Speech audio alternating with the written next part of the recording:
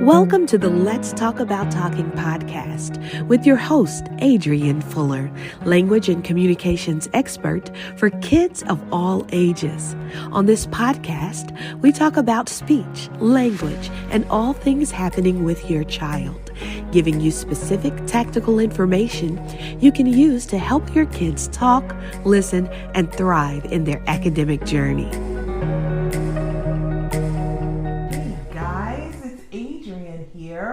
I'm also known as Miss ADSLP. I'm a speech language pathologist. And I just want to say welcome to any new listeners. And the purpose of this podcast, the Let's Talk About Talking podcast, is to educate all parents and caregivers about all things speech, language, and academics. Well, if you know anything about me, I'm a huge personal development fan. I geek out on personal development. And so lately I've really been into mindset and things like that. And so today, you guys, I have a special treat. One of my favorite people in the world is with me today. Her name is Tara Jenkins. She is a motivational speaker. She is a preacher. She is a busy mom. She does all things for a lot of people. And I really wanted to have you on today.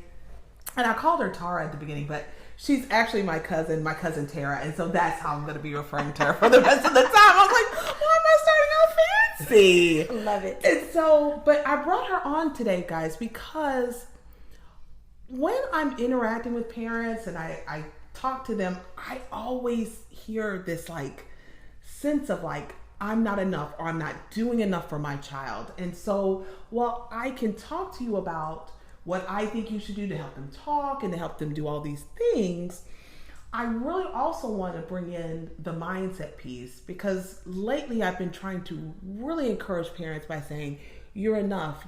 You're exactly what your child needs. And I think sometimes we get caught up in that. But I'll give her a formal introduction. Tara Jenkins is the author of Enoughness, which is her brand new book. And so welcome. Thank you. I'm so glad that you're with me. I am super excited about all of the work you do. I love what you do in person, in office, and beyond. I love that this platform exists. And the Let's Talk About Talking platform is going to help so many people. So thank you for what you do. I appreciate that so much. Tara, tell me why you wrote that book, Enoughness.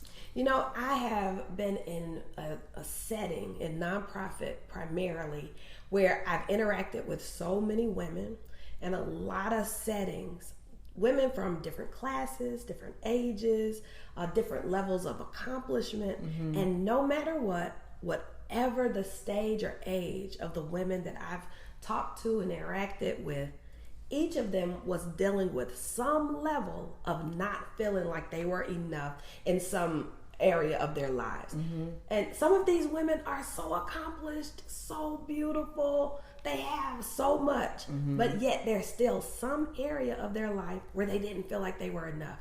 And so I wanted to just encourage each and every person that you are enough. You have exactly what you need to do what you need to do. Now, I love that. I'm going to just take that. That really resonated with me. You have exactly what you need to do what you need to do. And that includes being a parent, right? A caregiver, a parent. If you're in I really still love reaching out to therapists and teachers. So sometimes we feel like we're not enough. But if I come back to, okay, what is the truth?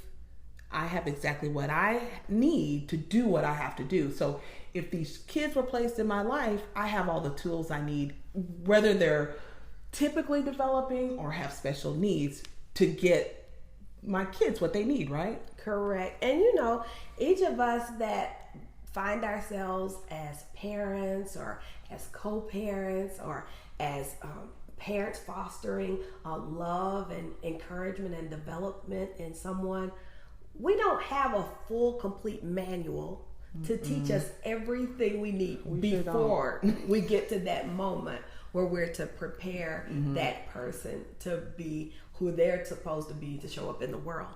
And so we have to look at it as on-the-job training. In any role, The moment you get the position or the job, you don't know everything you need to know on day one Never. of that job. But as you function, as you flow, as you go through the trainings, there are still moments where you got to keep learning. And so if we decide that we are enough to be lifelong learners, to learn what we need to learn, to be the parent we have to be, that's just what we're signed up for. That is so the truth. I'm not a parent, but I am an entrepreneur. I feel like all of my employees are kind of like my kids. But I remember at my first hire, I read one book about being an entrepreneur and a boss, and I felt like I knew that. And so I think that can even translate into being a parent, because sometimes parents, they'll read what to expect when you're expecting, or they'll scour the internet for all the things, and you're like, okay, I'm ready. But then when baby comes or child comes, you're like, I don't know what to do. But that is a great point. Like, anytime I've ever started a job, even if, regardless if I had like a college degree or so much training, I thought doing that actual job, you just need a learning curve. And I don't think parents always do that. Right. And there's a lot of guilt that can come in from what you don't know. But if you could just accept the fact that you are going to be a learner along the entire journey. And I've had a lot of class and trainings too for the things that I've done in my life, and we often look at each other and chuckle in the industry that I work in, and we say, oh, there wasn't a class for this. And so if you just accept that reality, there was not a class for many of the things that you will encounter as life happens, but you can always become equipped for this on-the-job training for what the role that you're in. I love that you can always become equipped. Oh, you always give like such good nuggets. So what's your advice, or how can someone who really deals with that guilt, that mommy guilt, that, man, it's my fault. Like, I even hear that a lot when parents come into the clinic and, like, you know, their kids are either presenting on the spectrum, or they're presenting with even something as small to me as a speech or language delay. And always the parent is like, I think it's my fault. It's my fault because I waited too long, or it's my fault because I ignored it, or it's my fault that I didn't speak to them enough. How do you get over the guilt? I think that many of us have this desire to be fixers.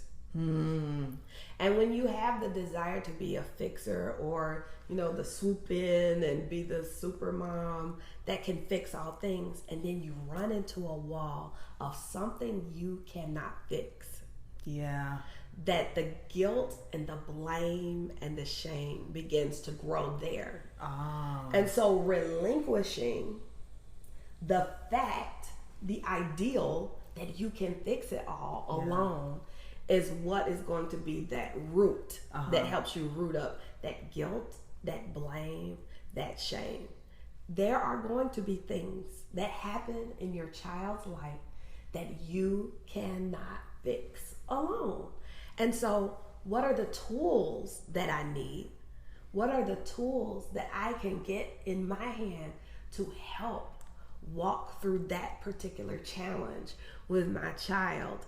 That's like the reimagining of what your parenting has to look like. I love that you said, what are the tools? Because another thing I frequently come in contact with as a caregiver with my parents is that they're sometimes not quite ready to hear the information. So sometimes we get the anchor, or it's like a wall, like, well, I don't want to put a label on my child, and I always want parents and caregivers to know it's not us trying to put a label. It's that we want answers and information. And so, for example, anytime I talk about someone on the spectrum, on the autism spectrum, and I recommend testing, I'm not saying I think your child has it. I'm saying, okay, let's either diagnose it or rule it out, because I don't know, without the information, it's kind of hanging, and then like that mind guilt and that, we call it mind trash. It's like, well, it's my fault, and you don't even have the answer yet. So yes, getting the tools and getting the information is so super helpful. There's something else that's been helpful on my parenting journey is having other moms that you can talk to that have a proper perspective. So there is an organization called Fearless Mom, led by a wonderful, amazing woman, Julie Richard. And then I also have a friend, Lori Wilhite, who's homeschooling one of her children. And something that I heard them say just helped my mindset regarding all of what you said. Love the child you have. Not the child you wish you had, not what you thought your child would be like, the idea of what you thought your child would do, have, be. Love the child you have. And part of loving the child you have is loving them exactly where they are, meeting them exactly where they are, and holding their hand and guiding them through this specific season of their life. Love the child. I love that. You know, we had a previous guest on, and she had a brother on the spectrum, and she said something similar, like they're still the same kid whether you get the diagnosis or not. You just know a little bit more. And so loving the child you have is like, oh my gosh, that's so key. My thing is, I do want to talk about the busyness of your life. So we work with a lot of working parents, specifically a lot of working moms, and so I've seen your life like close up, and like, guys, she is so busy. Like, she and her husband are serial entrepreneurs. They have businesses and they are always kind of on the go. They have like speaking engagements, but they have 3 kids that are thriving and busy on their own. And so how do you make time for it all? And sometimes I hate this question because it's like there's no one answer, but tell us your view on how you make your kids feel loved while still pursuing the things you want to, and working and taking care of your mom and all these things. Like, you have so many things. So as they are getting older, we have to kind of reimagine what this looks like. But our initial strategy was we include them in what we do, we involve them in what we do, and we integrate their ideas. And so in our life, it's busy with travel. If there wasn't school that was conflicting, everybody goes on whatever that traveling business trip is. Everybody's ideas are asked for whatever that endeavor is that we have. It's not like the parents' business and all the kids leave the room. Everybody's involved. And even to the point where sometimes I would be like, should we be going through all these financial details and business ideas with the kids? You share all that info My with them? husband tells them all that's going on. This costs this. This will pay us this. And I'm cringing. And he was like, they need to know. They need to know. They need to know. It prepares them to be business owners and employers as they go forward in their lives. And so now that they are at that point where they're leaving home and preparing for college, it's a little harder to include them in every single thing. But as they have grown up in our homes, they've always been included, invited, and their ideas have been integrated as they are involved in what we do. That's like mind-blowing to me. That is fantastic. That is really, I think it's kind of the new way of conscious parenting, and gentle parenting has some of those same aspects in it. And so, man, I love that. Tara, if you had to walk with me a little bit, like if you had to think about when your kids were 2, 3, 4, what would you say to that mom? A 2 and a 3 and a 4-year-old mom. The season sounds like, well, I'll say this, it feels like it's long, but it's actually short. So I used to always hear people say, oh, it's gonna fly by, and it didn't feel very flyy at all. Right? When you're in it with the toddler. No, you don't feel like it. And so my first 2 children are 20 months apart. And I had them both during pursuing a doctoral degree. And so that was a very interesting time. And in that, you're looking at stages developed right after each other. So that time kind of felt longer than maybe it was. And I had a mentoring mom again tell me that it's not a balancing act, it's a juggling act, right? And so there are some balls that are in the air that maybe you don't have your hands on sometimes, but what is at hand? What is it that you need to do that's at hand? And so making memories, remembering moments and experiences, taking the time to just create special time with them, because the toys and the things you buy will break and go away. They will. But moments and experiences, some of those earliest memories are things that we did and experienced together. So just having those moments and experiences, no matter how busy you are, no matter how challenged you feel by maybe what your child can or can't do, just creating moments and experiences. Oh, I love that. Moments and experiences. I do want to pivot just a little bit. I haven't really cleared if it's okay to ask you this, but I'm of the school of thought that says get as much help as you can afford. And I've always loved that you have had a support system. Like, I know your mom has been a very big support in your life. And like, you've had people to clean your house, which I'm a single person and someone comes and cleans my house. So like, I feel no guilt. But can you talk to moms about, I just feel like it's not fair. Sometimes moms or caregivers are like, you have to work. You're expected to like keep the kids and manage their schooling, keep your home clean, cook meal. Like, that's 4 jobs. So can you talk about maybe how you were able to feel comfortable releasing some of those things? Okay, so I have always been working really full time in ministry settings where the biblical base of my faith is something that I lean on. And so there is a concept of what a mom and a wife looks like in the Bible that's termed the Proverbs 31 woman. And a description of that says that she gets up early to feed her handmaidens, which means that she got up to help her help.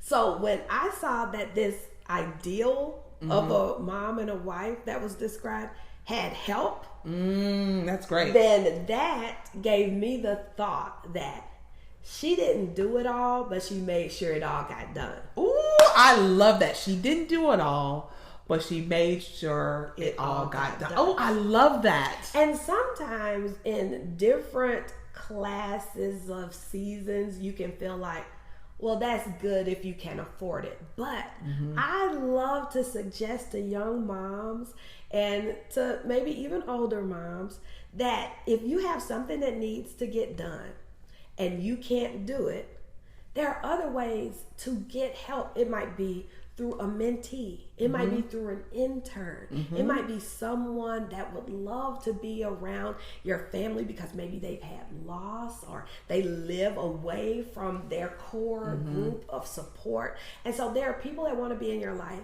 And if we could release the control to let other people help us, that can also be a big hurdle because everybody doesn't like to accept help. That's true. And some people have a control issue of how they want things done. Yes. And if they want it done a certain way, they have to do it themselves.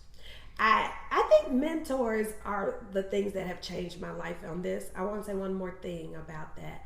I had a very informal meeting with a mom and a wife named Narlene McLaughlin early on in my marriage. We were sitting at Chick-fil-A, but this conversation changed my life.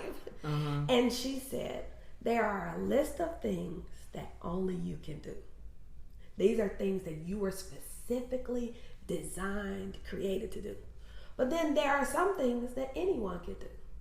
And if you spend all of your time doing what anybody could do, anybody could wash those dishes, put them in the dishwasher, do that laundry. Anybody could do that. But what are the things that only you can do? Because if you spend all of your time and energy doing what anybody can do, you never get to that list that only you could do. Ooh, I love that. I do love that.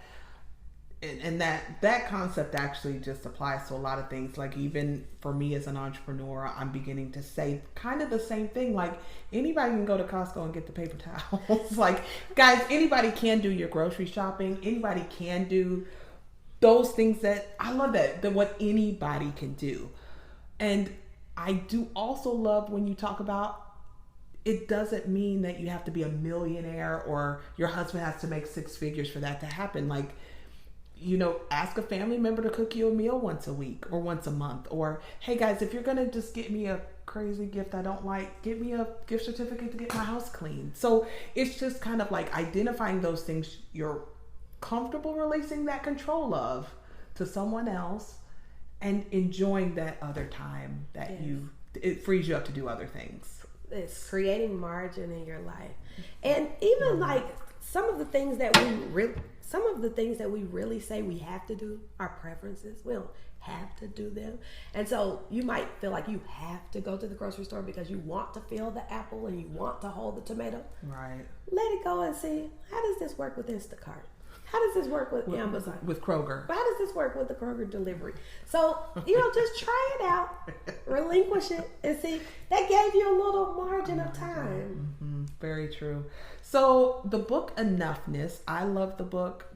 I always love books that are quick reads. Like my own personal book that I've written is a quick read. Yeah. Your book is a quick read. It can almost replace like I'd like to meditate in the mornings, have my devotional time, or just your little quiet time. But I love the book. Can you tell our listeners what they can expect if they choose to grab that book? Yes, in my book, Enoughness, it's the journey to discovering who you already are. And so it's a journey of self-discovery. And I believe that there are 6 stages of enoughness. There are 6 stages that you go from when you feel like you're not enough and when you realize you're enough to do everything you're called to do. And so it's an interactive experience. So at the end of each stage, you get to tell your own story and write and interact. And sometimes our lives have been moving so fast that we haven't stopped to just reflect on what our journey has been.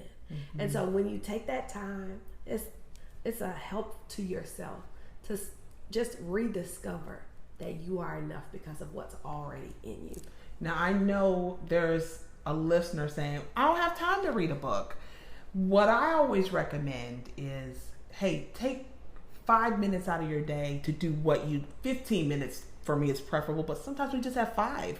But you can grab that book or whatever, and even if it's like tea or a 5-minute yoga session, but for specifically enoughness, grab the book, read the first chapter, or read 5 minutes, set your timer, and you will see if you do that 5 minutes every day, 3 times a week, or every day is preferable, you'd be amazed how much or how quick you can get done. And then you would have that skill under your belt, or just that journey of self-discovery doesn't have to be I went to Tibet or something. You know what I'm saying? It couldn't just be, hey, let's grab this book and take the 5 minutes. Yeah, so everybody's been defining self-care differently these days.